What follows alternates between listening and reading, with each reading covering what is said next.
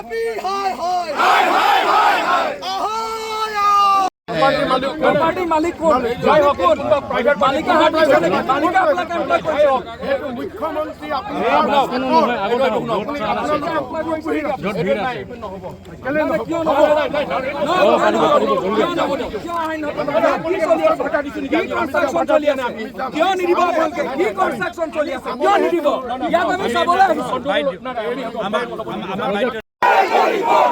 রাইজাক লুটিছে লুটিছে লুটিছে মামিয়া রাইজাক লুটিছে লুটিছে লুটিছে আমি কোরআনে আপনি কাজ আছে না আমি প্রাইভেট কোম্পানি আসাল পয়সা করা না ইয়া প্রপার্টি না প্রাইভেট প্রপার্টি এ ভাগে লুন্ডা কোন মামি private go back go back go back go back बनवा मामी गो बैक गो बैक बाहर भयाम का रेस्टोरेंट बनवा के समंडा गो बैक ए जुई जली से जली बोल राइजक लुंठन करा बीजेपी गो बैक बीजेपी होशियार होशियार होशियार बीजेपी गो बैक অলপ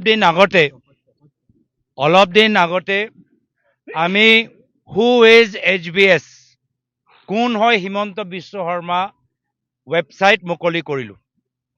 ৱেবছাইট মুকলি কৰা মূল কাৰণ হ'ল যে বাস্তৱভাৱে হিমন্ত বিশ্ব শৰ্মা ডাঙৰীয়া আৰু তেখেতৰ পৰিয়ালবৰ্গৰ অসমত কোনকেইটা ঠাইত কিমান শ বিঘা মাটি লৈছে আমিও নাজানো। আৰু আমি সেইদিনা সংবাদমেল যোগেদি আমি অসমৰ জনসাধাৰণক অনুৰোধ কৰিলোঁ কি আপোনালোকে আমাক ৱেবছাইট যোগেদি মিছ কল যোগেদি আমাক পৰামৰ্শ দিয়ক, ক'ত ক'ত মাটি দখল কৰিছে তাত আমি যাম, ক'ত ক'ত কৰিছে তাত আমি যাম। আৰু সেই হিচাপে আমি কিছু ৱেবছাইটৰ পৰা ডাটা পালোঁ যে কলিয়াবৰত এইটো কি বৰবগীয়া দলগাঁও সংযোগী পথত আজি গোটেই ইণ্ডাষ্ট্ৰী লেণ্ড দখল কৰি হাইৱে নিজৰ ফালে, পাৱাৰ ট্ৰান্সমিশ্যন নিজৰ ফালে এনেদৰে এটা সাম্ৰাজ্য কলিয়াবৰৰ ভিতৰত সৃষ্টি কৰিছে। নগাঁও জিলাৰ ভিতৰত প্ৰায় 100 ওপৰত বিঘা মাটিৰ মালিক আজি তাৰিখত হিমন্ত বিশ্ব শৰ্মা ডাঙৰীয়া আৰু তেখেতৰ পৰিয়ালবৰ্গ।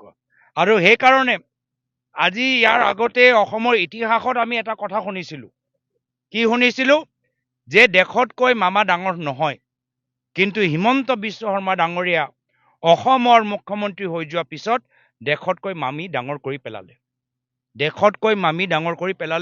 যেতিয়াৰ পৰা হিমন্ত বিশ্ব শৰ্মা ডাঙৰীয়া অসমৰ মুখ্যমন্ত্ৰী হৈছে। আৰু সেইকাৰণে ৰাইজ এতিয়া গৰজি উঠিছে। আৰু ৰাইজে যি কথা আগতে লাচিতে কৈছিল, আজি সেই কথা আজি আধুনিক অসমত সেই একেখিনি কথা কৈছে যে দেশতকৈ মামী ডাঙৰ নহয়। আৰু এই ক্ষেত্ৰত আমি ৰাইজৰ লগত আছোঁ।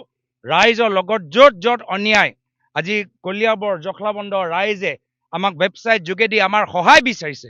য'ত অসমৰ জনসাধাৰণে হিমন্ত বিশ্ব শৰ্মা ডাঙৰীয়া তেখেতৰ পৰিয়ালৰ অন্যায় আৰু অত্যাচাৰ বিৰুদ্ধে সহায় বিচাৰে, তাত আমাৰ কংগ্ৰেছ দল থাকিব, ৰাইজৰ লগত থাকিব। আৰু এইবাৰ অসমৰ ৰাইজ যুঁজিব আৰু অসম জিকিব।